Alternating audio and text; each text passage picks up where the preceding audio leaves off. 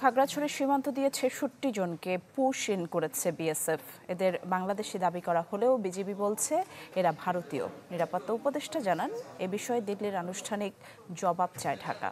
আর ভারত পাকিস্তান উত্তেজনার সুযোগে সীমান্ত দিয়ে কোনো অপরাধী যেন ঢুকতে না পারে, সেজন্য পুলিশকে সতর্ক করা হয়েছে।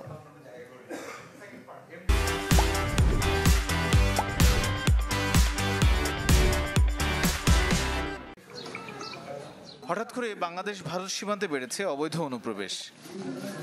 খাগড়াছড়ির শান্তিপুর, তায়েনদং ও লোগাং সীমান্ত দিয়ে বাংলাদেশে দাবি করে ৬৬ জনকে পুশ ইন করেছে বিএসএফ।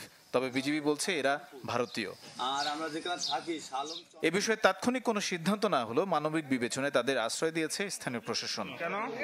আমি আমার দলীয় লিডার আছে, ওকে ফোন দিলাম। ওকে ফোন দেওয়ার পরে আমি বিজিবিকে ফোন দিছি।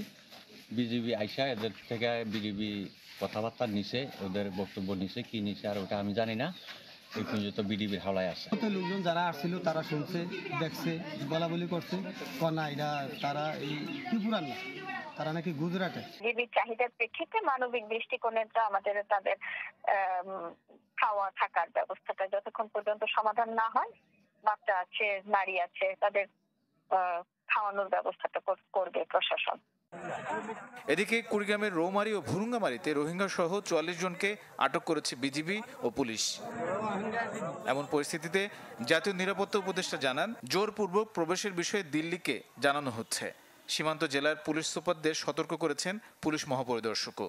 আমাদের সিদ্ধান্ত হচ্ছে, আমরা কেবল আমাদের দেশের নাগরিক যদি কেউ থাকেন এবং তা প্রমাণিত হয়, তাহলে তাদেরকে আমরা গ্রহণ করব এবং এটা ফর্মাল চ্যানেলে করতে হবে। এভাবে পুশ ইন করাটা সঠিক নয়। যুদ্ধের প্রেক্ষিতে আমরা সীমান্তবর্তী সকল জেলার সকল পুলিশ সুপার ২৯ এবং মিয়ানমারের সাথে ২, আমরা সকলকেই অগ্রিম সতর্কবার্তা আগেই দিয়েছি এবং তারা সকলেই সতর্ক আছেন এ ব্যাপারে।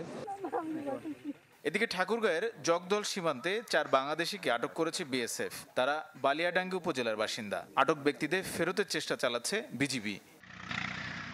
তানিম রহমান, চ্যানেল 24।